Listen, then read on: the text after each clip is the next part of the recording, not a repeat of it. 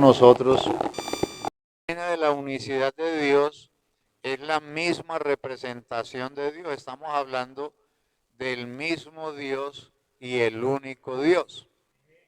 Entonces, estamos mirando, echándole un vistazo más o como con mayor claridad al problema religioso. Y ahora esta mañana estábamos poniendo el ejemplo. Estaba leyendo en el capítulo 2 de Primera de Reyes que dice, el Señor le dice a su pueblo,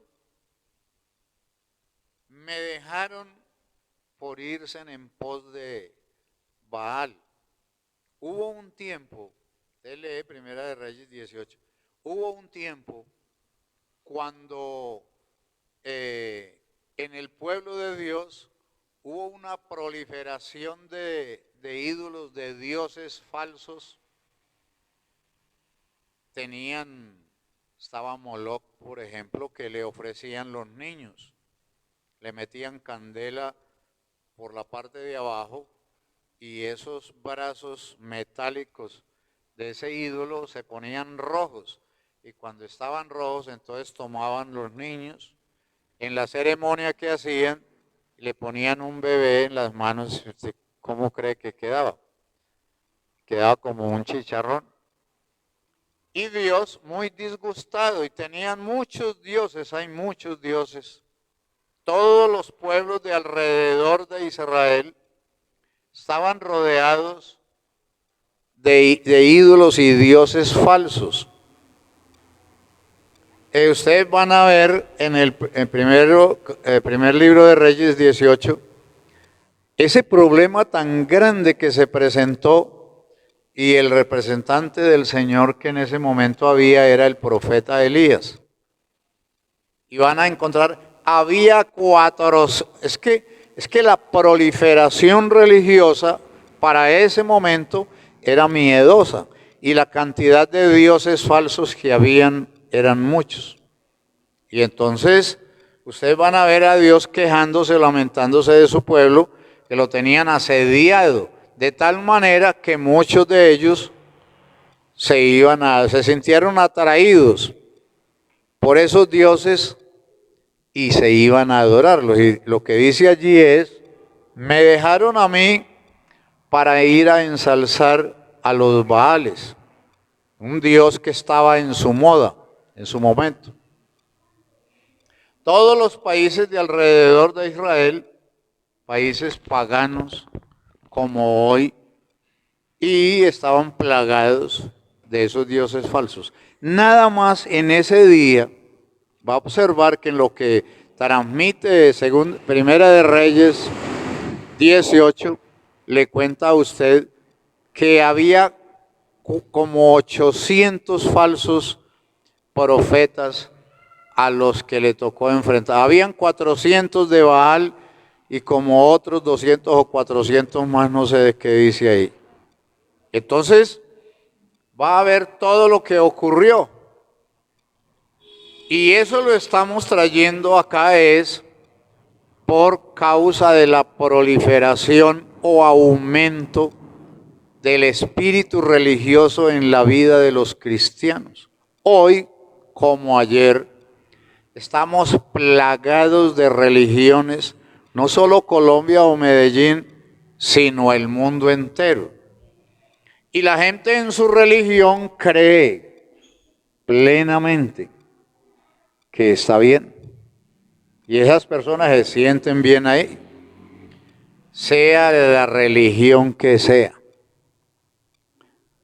Yo tengo que hablar es en el nombre del que me envió a mí a predicar su palabra.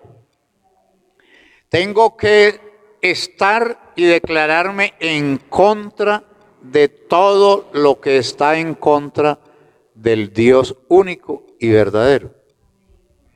Entonces usted va a observar que hoy, dije, estamos plagados de religiones por todo el mundo. Usted llega a un barrio de estos como La Colinita y comience a revisar religión por allí, religión por acá, religión por allá. Cuente cuántos movimientos religiosos hay en la ciudad de Medellín. Pues no, a lo menos yo no sé cuántos grupos hay. Pero yo sé que esto es un espíritu que está dañando todo lo que pueda, porque el propósito del anticristo es engañar al mundo entero con su falsedad. Y ese espíritu está inspirando a la gente, inclusive a creyentes. Dios se proclama frente a su pueblo pidiéndole que guarde sus mandamientos. Y usted va a observar el decálogo de Moisés, cómo Dios comienza a manifestarse y a solicitarle al pueblo. Yo soy Jehová, y él se declara. El Dios, no los dioses. Es decir, está hablando de la unicidad de Dios. No tendrán dioses ajenos delante de mí, ni los honrarán, ni nada de lo que está en el cielo, ni en la tierra, ni debajo de la tierra, porque yo soy Dios, dice él. Entonces, en el verso 7 está diciendo, y no daré por inocente al que tome mi nombre en vano. La gente, por ejemplo, considera que yendo a un culto ya solucionó todo. Y que ya con eso, como una vez me decía a mí un tipo, me decía, Ricardo, es que el problema de la religión es que a ustedes se los gana uno con golpes en el pecho. Entonces me dio risa y yo le decía, estamos de acuerdo, pero usted a mí no me gana con golpes en el pecho. Yo sé que usted es un pervertido y que usted en este momento está condenado. Y le mostré la Biblia en San Juan 3:18. El hombre se arrugó y se puso serio. Es lo que la Biblia está enseñando. La religión es para callar la conciencia de pecado del ser humano. El mandamiento es luz. La Biblia dice que el mandamiento de Dios es luz. Imagínense ustedes que uno de los salmos habla de las entrañas del mandamiento, de la palabra de Dios, diciendo que como plata refinada en horno de tierra, así es la palabra del Señor. Ella hace sabio al sencillo. Entonces, ese problema arrastró con toda la humanidad. Entonces, ese bombón del espíritu religioso está engañando a todo el mundo. Gente de todas las religiones, incluyendo esta. Uno ve personas que los ve con la Biblia en la mano y le trampearon. Yo recuerdo una vez en una iglesia, yo era pastor y el señor dueño de un almacén o de un supermercado, yo pasaba y me dijo, pastor, hágame el favor. Señor, buenos días, ¿en qué le puedo ser útil? Y me dice, pastor, lo que pasa es que fulano de tal, de allá de su iglesia, me quedó debiendo un mercado aquí con 150,000 pesos. Entonces, como usted es el pastor de allá, pues yo le digo a usted, a ver si usted yo vivo de las utilidades y a ver si usted me responde. Entonces yo le dije, vea, yo respondo por las cosas al derecho. Si usted antes de fiarle el mercado a ese señor, me llama a mí y me dice, pastor, ¿le puedo fiar este mercado a esta persona? Me podría cobrar y yo le pagaría, por supuesto. Pero usted no me dijo a mí nada. Yo no puedo responder por él porque no es hijo mío. Pastor, pero el pastor no responde por él. Le dije, el cura responde por todas las trampas de su gente. Entonces, miren ustedes cómo es esa situación. Entonces no es así, sino que espíritu engañador religioso en la iglesia hace eso. Y hoy estamos nosotros cubiertos por todos los alrededores exactamente de ese espíritu. Y en consecuencia, ese espíritu ataca a los creyentes. Les pone en duda la verdad y les deja en claridad la mentira. En segunda de Tesalonicenses, del verso 13 en adelante, la Biblia dice que Dios envía un espíritu de error o de engaño a la humanidad a fin de que crean la mentira a todos los que no consintieron el amor de la verdad para ser salvos. Lea eso usted en la Escritura. Entonces, ante esa situación, estamos partiendo del fundamento, de la base de la salvación, porque la salvación hace parte de las riquezas que habla el apóstol Pablo en Efesios 3:8, hablando de las riquezas del Evangelio o de esa fortuna espiritual que contiene el Evangelio del Señor Jesucristo.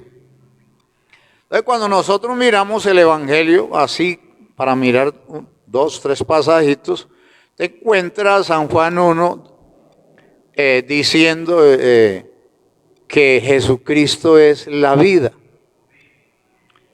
Jesucristo es la vida, y en el verso 20, los versos 30 y 31, el apóstol Juan dice, ve, hay muchas cosas que hizo el Señor que no quedaron escritas en este libro, pero estas han sido escritas para que creáis que Él es el Hijo de Dios y para que creyendo tengáis vida, dice el verso 31, y para que creyendo tengáis vida.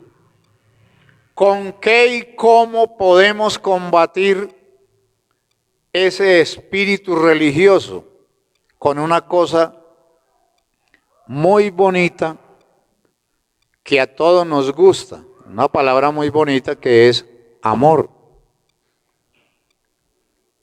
¿No les gusta el amor? Todos ustedes viven de eso.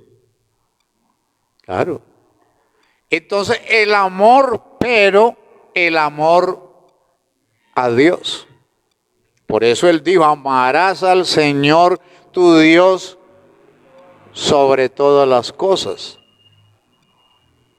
Entonces, vamos nosotros a notar es que la verdad no es un hecho, la verdad no es un dicho, la verdad es una persona que se llama el Señor Jesucristo. Entonces, la sustentación de la doctrina de la unicidad de Dios es el Señor Jesucristo. Y por eso estamos hablando del nombre de la deidad de Dios. ¿Se acuerdan? Comenzamos el domingo pasado. Según Colosenses 1:19, 2:9, el Señor dice, en el capítulo 1 y el verso 19, dice que a Dios le plació que en Cristo habitase toda plenitud. Y en el 2:9 dice que a Dios, dice Dios, que en Cristo habita corporalmente toda la plenitud de la deidad. Entonces, si es así, ¿cuál es el nombre de la deidad de Dios? El nombre de la deidad de Dios está compuesto de 5 letras que ya lo hemos visto a la saciedad comparativamente. Entonces, este Señor Jesús, que es el Salvador del mundo, miren bien, Examinemos Hechos 4:12.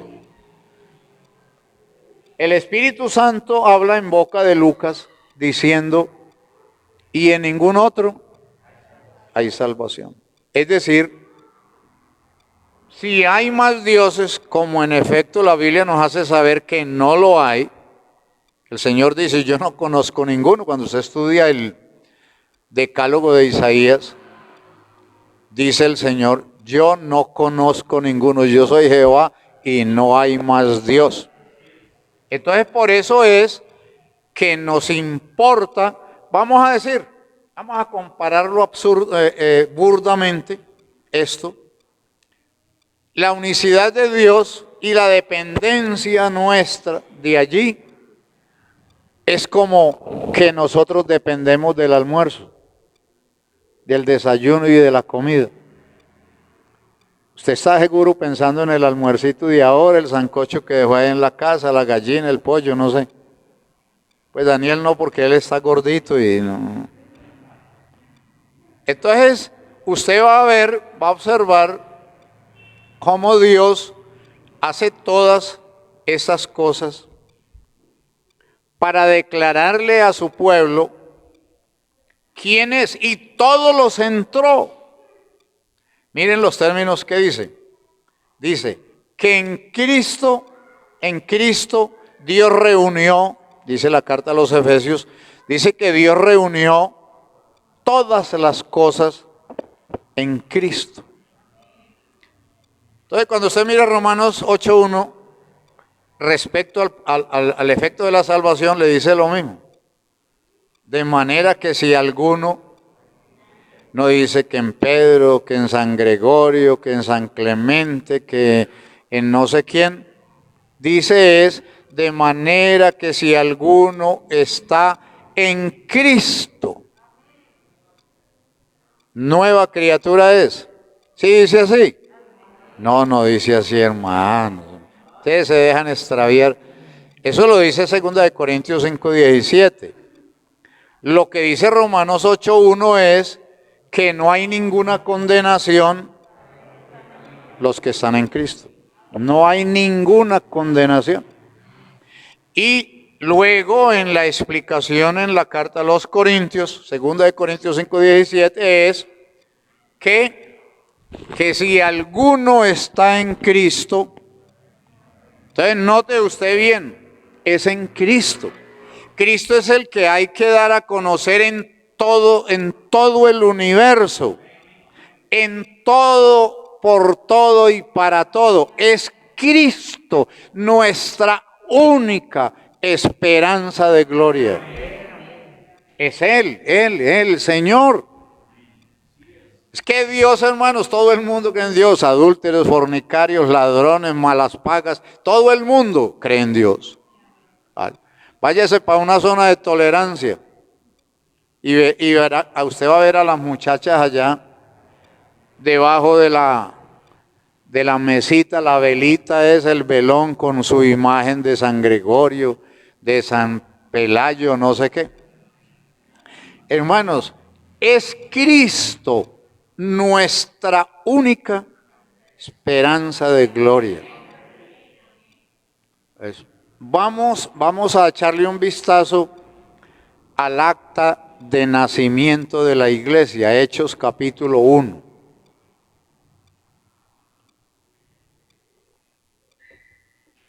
La Biblia comienza a señalar el nacimiento de la iglesia de Cristo, que es la iglesia verdadera, no hay más. Iglesia hay una sola, lo demás hay religiones por toda parte, pero bíblicamente no es de Dios. Nadie puede buscar a Dios a su antojo. Nadie puede servirle a Dios a su antojo. Hay un diseño. Esa doctrina de la unicidad nos enseña un modelo, unos planos, un diseño o forma cómo debemos de construir nuestra vida espiritual. Usted comienza a ver, por ejemplo, desde el Génesis capítulo 6, que Dios le dice a este amigazo Noé, le dice, vea señor, haga un arca, diséñela, piense a ver cómo la va a hacer, hágala, porque viene una lluvia muy grande. Dios no le dijo eso a él, le dijo, no señor, vea, usted va a hacer un arca, las medidas de ella van a ser estas, la altura va a ser esta, la anchura va a ser esta. Y ustedes van a observar que esos planos Dios no le permitió a Noé que los diseñara. No, usted no puede diseñar su vida cristiana. No, yo no puedo diseñar mi vida cristiana.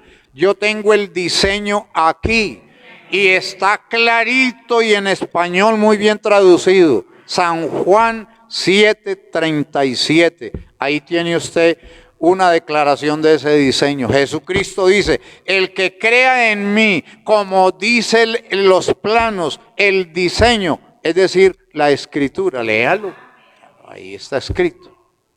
Eso lo dejó Jesucristo para que el hombre o la mujer que construya y edifique su vida cristiana, como dice ese diseño, sea salvo. De resto no hay sino condenación. Estudíelo en San Juan 3:18, que ahí está muy claro.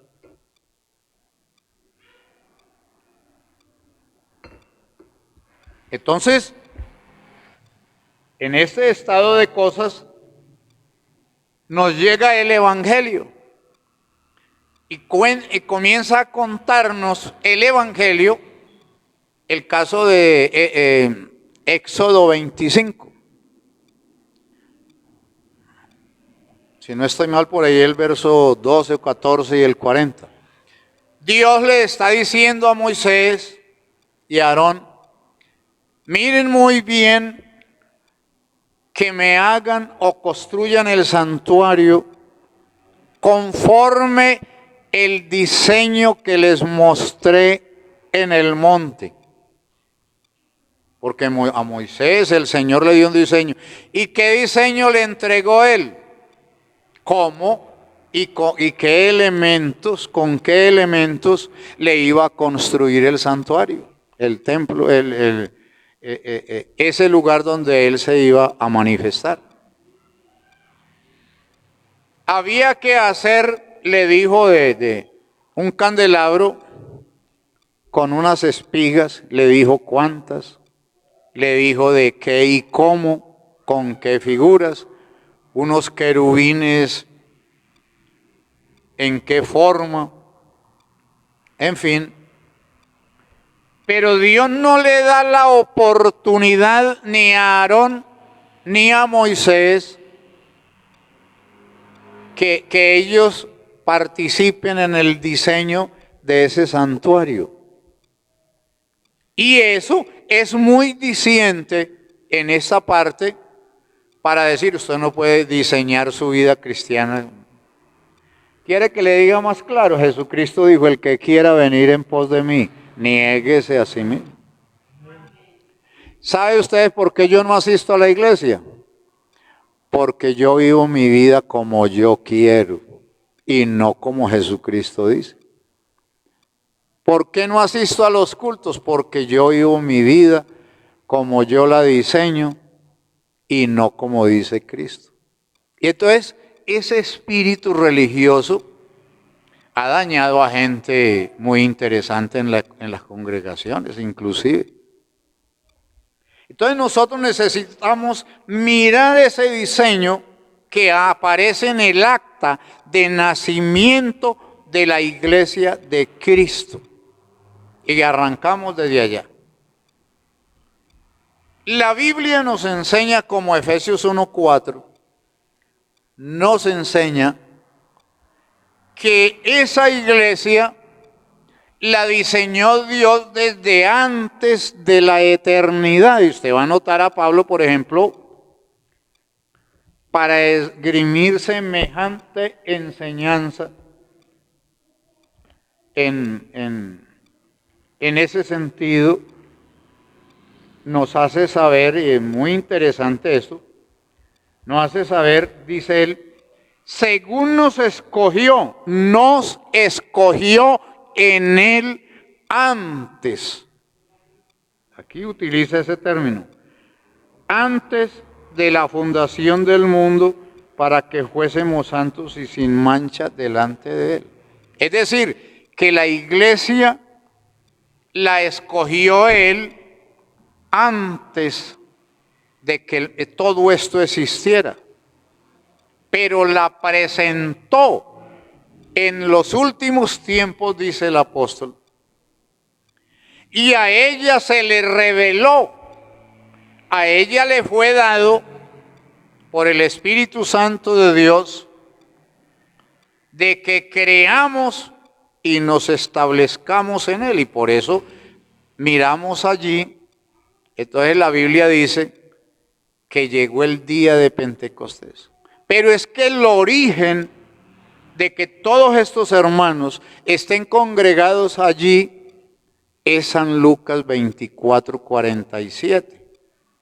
Jesucristo, antes de ascender, después de que resucita de los muertos, le dice a sus discípulos, vayan y prediquen por todo el mundo en mi nombre. Oiga bien, prediquen en mi nombre el arrepentimiento y el perdón de los pecados en todas las naciones, comenzando desde Jerusalén. Y ellos salieron predicando el evangelio.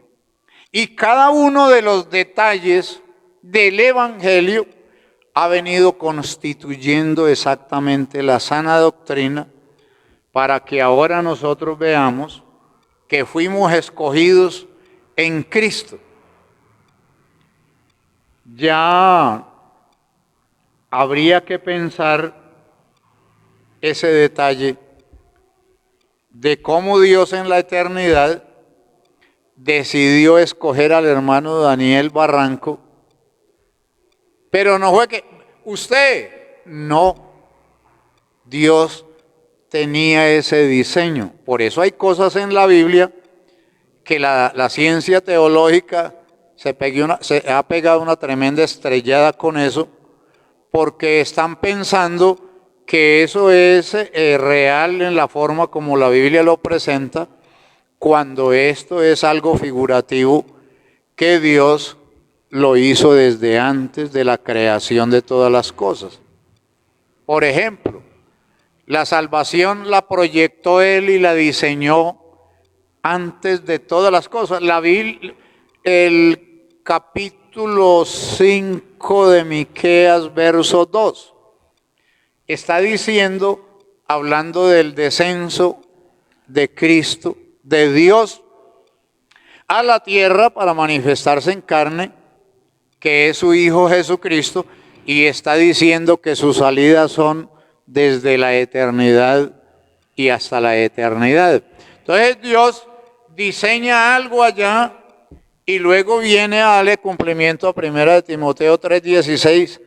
Dice, no hay duda de que, hablando del misterio de la piedad, grande es el misterio de la piedad. Dios fue manifestado en carne. Y entonces va a notar que el diseño de esta salvación lo hizo Él antes de todas las cosas. Ahí estaban todas las cosas claras y diseñadas. El libro del patriarca Job hace una relación del 70% de todas las partes proféticas que tienen que ver con la iglesia de Cristo y esa bonita doctrina ¿de qué estamos hablando? La unicidad de Dios. Es delicado, es indispensable. Pongamos un ejemplo bíblico. La Biblia dice en Hebreos 11:6, sin fe es imposible. Y yo le voy a decir lo mismo, sin la doctrina de la unicidad de Dios, no es posible ser salvo. Yo no sé cómo se van a salvar los que no quieren y rechazan a Cristo por toda parte y una religión muy bonita. No sé cómo es que ellos pretenden salvarse, porque esta doctrina nos está enseñando esto. Cuando usted se lee esa declaración de Deuteronomio, capítulo 6:4, va a notar que es el deseo de Dios, de que el pueblo sepa que Dios es uno solo. Es uno solo y no hay más. Entonces yo les voy a regalar una copia de esos 3 documentos. Vamos a decir, hermano Gustavo, que rapidito vaya para que les dé a los hermanos una copia. Esto le sirve a personas bautizadas en el nombre de Jesucristo. Porque una persona que no ha sido bautizada en el nombre de Jesucristo, pues, ¿qué va a entender semejantes cosas? Entonces, eso es para entregarle a los hermanos únicamente, a los que son bautizados en agua en el nombre de Jesucristo. Cuando yo llegué a Cristo, llegué plagado de cosas de la religión. Entonces uno así, hermano, porque es que la fórmula es, dice Dios en su palabra en Isaías 43:10, ¿cómo dice? Para que creáis, no, para que me conozcáis, creáis y entendáis. Expliquemos eso. Una persona no puede creer en lo que no ha visto, en lo que no conoce. Claro, es obvio. Y una persona no puede entender lo que no cree. ¿Cómo hago yo pues para entender semejante profundidad de esto que es la ciencia de Dios, la Biblia?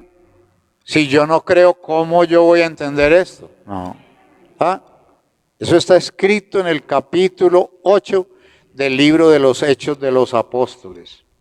Para que vayan viendo que todo esto, como es un diseño, tenemos que ir citando la Escritura. A ver, yo les aclaro, que ustedes sí saben qué es lo que estoy citando. Estamos hablando de Felipe el Evangelista y el eunuco que iba a orar a Jerusalén. Y usted va a notar que el eunuco le dice a Felipe, aquí hay agua que impide que yo sea bautizado. Pero el hombre iba leyendo la Escritura y el evangelista le pregunta, ¿entiendes lo que lees? Y la persona dijo, ¿y cómo voy a entender si no hay quien me explique?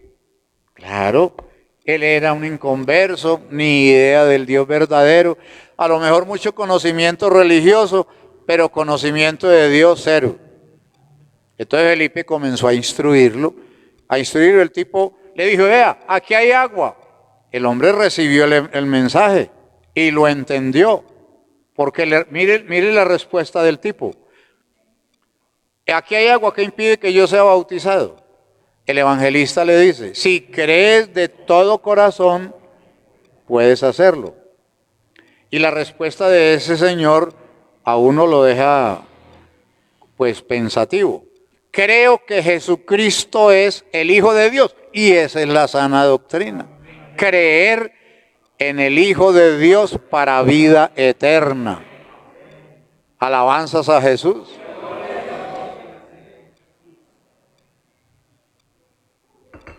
¿Cómo estamos de tiempo?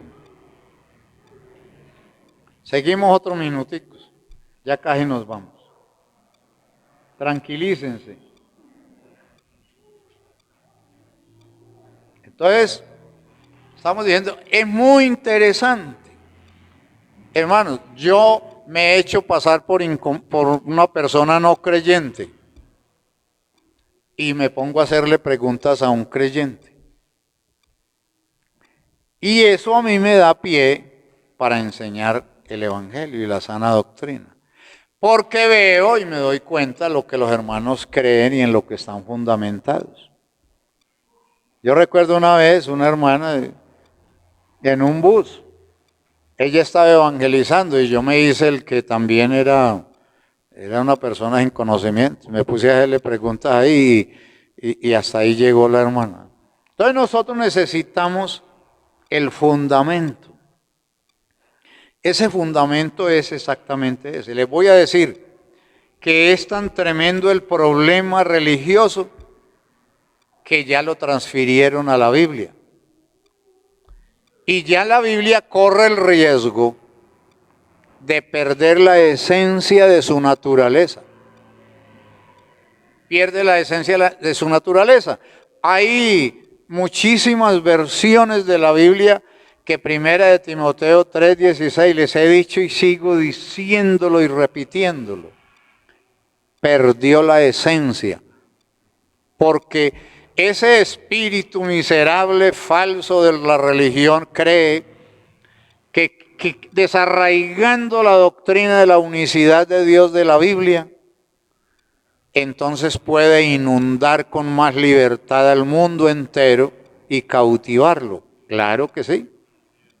Ya no dice así unas hermosas versiones de la Biblia, hecha por los carniceros de la Biblia. Y dice ahí, grande es el misterio de nuestra religión. Dios fue manifestado. Oiga, no dice que Dios, dice Él fue manifestado en carne. Entonces le van quitando la esencia a la base fundamental de la doctrina. Estuve revisando ahí a San Marcos 12, 28 y 29. Todavía lo conservo ahí. Pero fíjese que es contradictorio uno, contradictorio con el otro. Porque primera de Timoteo 3:16 es sustancialmente verdad si San Marcos 12, 28 y 29 se sostiene. Si uno desaparece, entonces el otro también. Por ese motivo, hermanos, es que hoy la batalla es peleándola. Pablo usó ese término cuando él habló acerca del misterio de la fe. Allá llegaremos, no ahora pues, pero más adelante. Habló del misterio de la fe y está refiriéndose acerca de la buena doctrina. Y le dice a Timoteo, bueno, tú tienes que guardarte porque vienen tiempos cuando el pueblo, la gente no va a sufrir la sana doctrina, sino que se van a amontonar. Y use esa palabra. Usted sabe que es una montonera, ¿sabe usted qué es eso? ¿Cierto?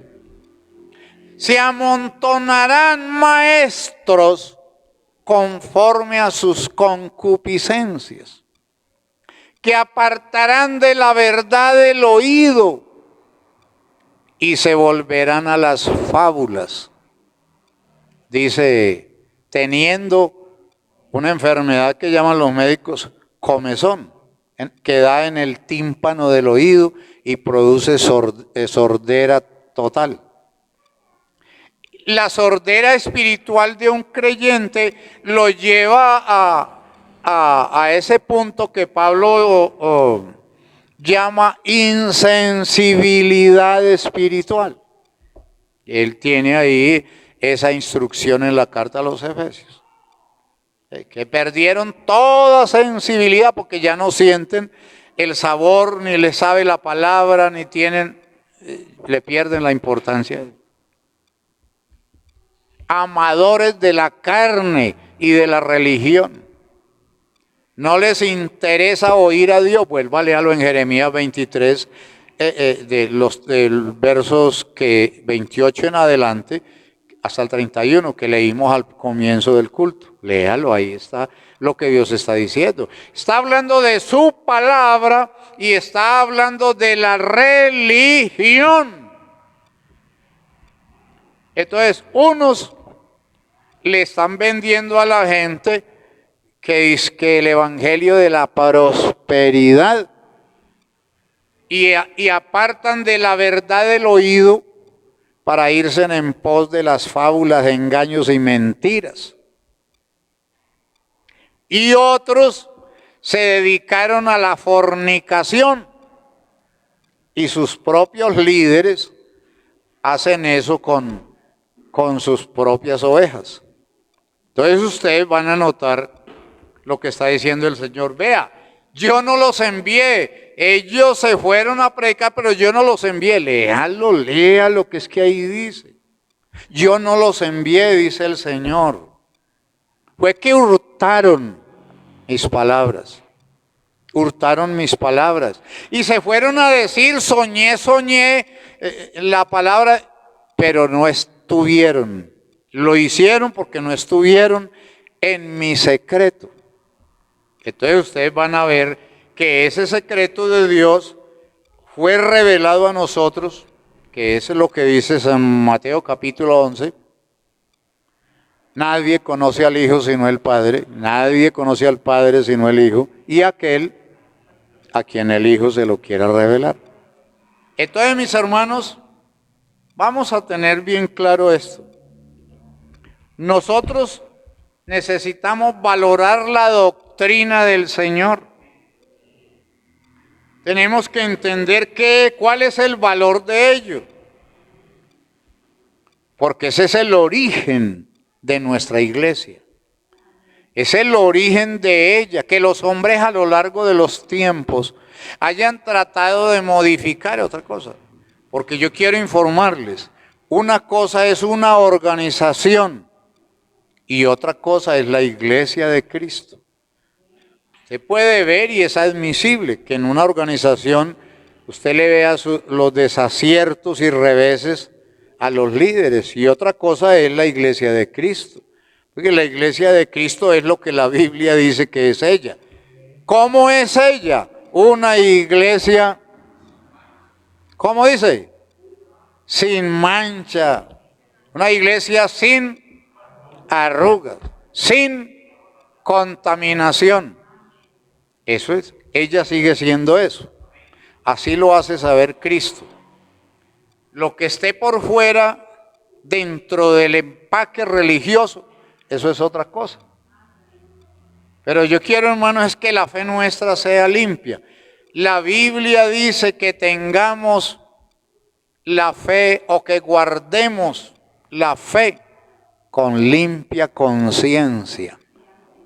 Que guardemos la fe que recibimos de Cristo, por supuesto, por el Evangelio, según Romanos 10:17, dice con limpia conciencia. Póngase de pie, demos gracias al Señor para que nos vamos. Esta oración sí la hacemos de pies, ¿cierto? Vamos a decir al Señor que nos siga inspirando, que sigamos buscando